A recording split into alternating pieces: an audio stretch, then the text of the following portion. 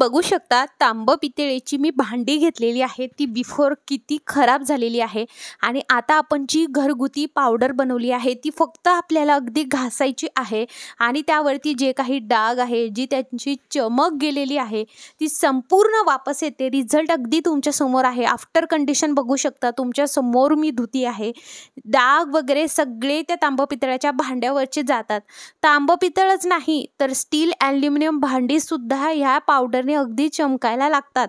तर मग मंडळी, तुम्हालाही जाणून घ्यायचे आहे की ही पावडर कशी बनते, तर व्हिडिओ शेवटपर्यंत नक्की बघा। नमस्कार मंडळी, मी प्राजक्ता तुम्हा सर्वांचं खूप खूप स्वागत करते आहे आणखी एका नवीन व्हिडिओमध्ये। जसं की सणावाराला अगदी सुरुवात होणारच आहे, तर आपल्याला आपल्या घराची स्वच्छताही करावीच लागते, पण त्यासोबत रोज आपल्याला पूजेला लागतं ते म्हणजे तांब पितळाची भांडी।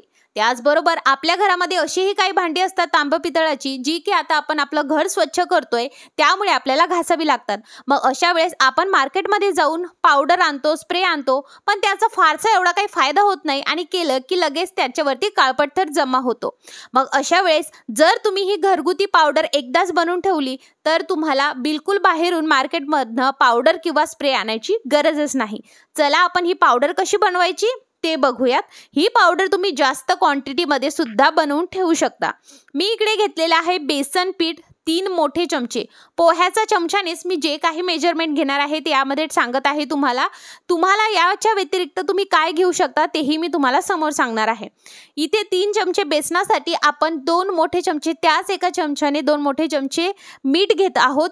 बेसन पिठाच्या ऐवजी तुम्ही गव्हाचं पीठ सुद्धा घेऊ शकता किंवा मग मैदा सुद्धा घेऊ शकता, पण बेसन पिठाने नक्की ट्राय करून बघा।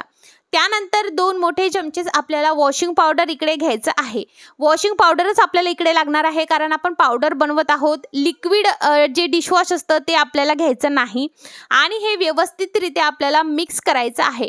जेही मी यामध्ये इन्ग्रेडियंट्स घालत आहे, एकदाच तुम्ही ही पावडर बनवली तर तुम्हाला अगदी काहीच टेन्शन नाहीये, बिलकुल ही खराब होत नाही। ही स्टोअर कशी करायची हे सर्व काही मी तुम्हाला या व्हिडिओमध्ये संपूर्ण डिटेलमध्ये सांगणार आहे।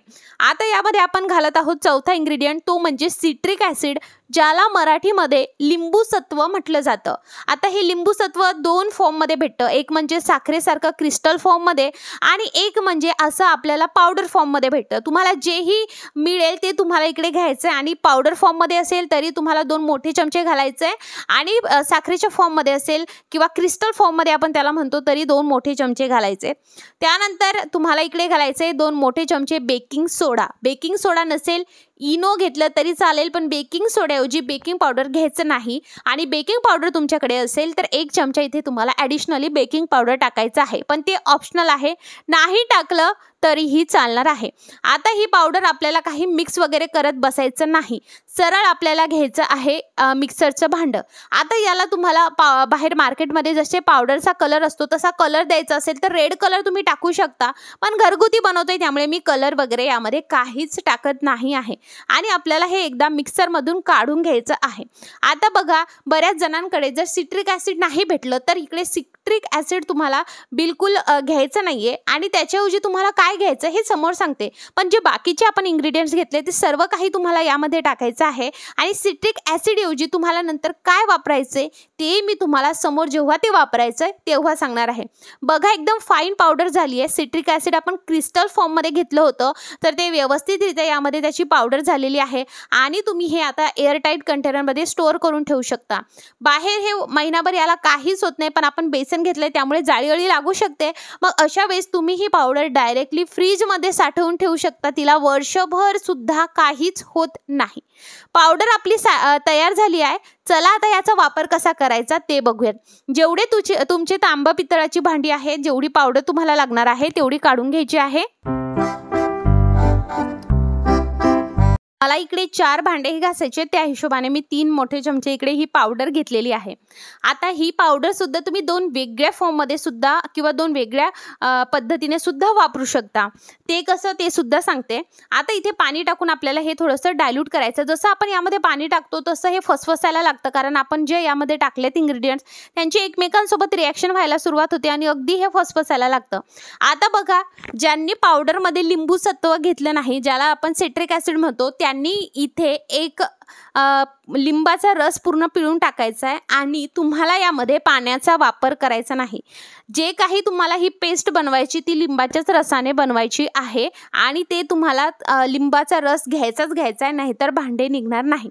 आता बघा, आपल्याला कमी पावडरमध्ये जास्त भांडे घासायचे असेल तेव्हा आपण अशा पद्धतीने लिंबाचा रस पाण्याऐवजी वापरू शकता तुम्ही, म्हणजे अजूनच छान भांडे निघतील।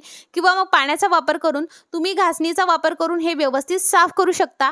हे अशा वेळेस करा की जेव्हा तुमचे भांडे अगदीच खूप घाण झाले नसेल किंवा थोडेफारच घाण झालेले असेल, जर त्यावरती फार डाग असेल तर मग तुम्हाला हे असं डायल्यूट नाही करायचं। ते कसं वापरायचं समोर सांगते। माझे भांडे एवढे जास्त घाण नव्हते झाले म्हणून मी यामध्ये पाणी टाकले, किंवा मग तुम्ही लिंबाचा वापर केला तर कितीही घाण झालेले असेल तरी सुद्धा याने व्यवस्थितरित्या निघतील। असं केल्याने काय होईल की आपली पावडर कमी आपण वापरू शकतो आणि ती जास्त दिवस, कमी पावडर जास्त दिवस टिकू शकते किंवा जास्त दिवस आपण वापरू शकतो।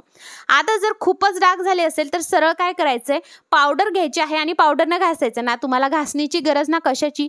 जेही डाग झालेले असतील ते संपूर्ण डाग निघून जातात आणि ट्रस्ट मी, तुम्ही ही नक्की बनवून बघा। आणि मला असं वाटलं हा व्हिडिओ खरंच तुम्हाला खूप हेल्प करेल, कारण आता खरंच सणावाराला सुरुवात झाली। तांब पितळाची भांडी आपण वापरतो, पूजेसाठी आपल्याकडे तांब पितळाची भांडी असतात।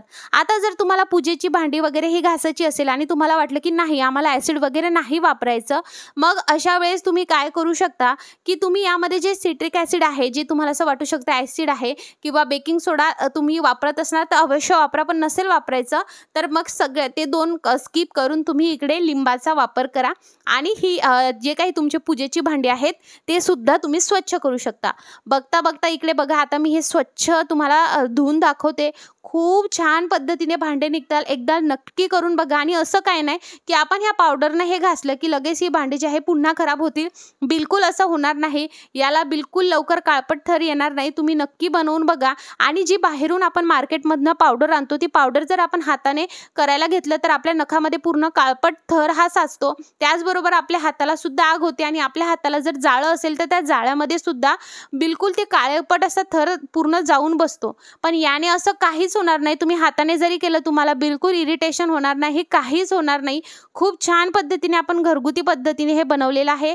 तर तांब पितळचीच भांडी नाही तर ॲल्युमिनियम आणि स्टीलची भांडी सुद्धा तुम्ही अवश्य एकदा घासून बघा। हा व्हिडिओ तुम्हाला खरंच आवडेल आणि करून बघा आणि मग कमेंटमध्ये मला सांगा की तुम्हाला खरंच हे आवडलं की नाही। रिझल्ट बघू शकता, तांब असेल पितळ असेल सगळं स्वच्छ निघतं। आणि मलाही माहिती आहे याला प्लेट म्हणत नाही, ताम्हण असं म्हणतात। आणि तुम्ही मला कमेंटमध्ये सांगितल्याबद्दल खरंच खूप खूप आभार। असंच मला नक्की सजेशन देत जा।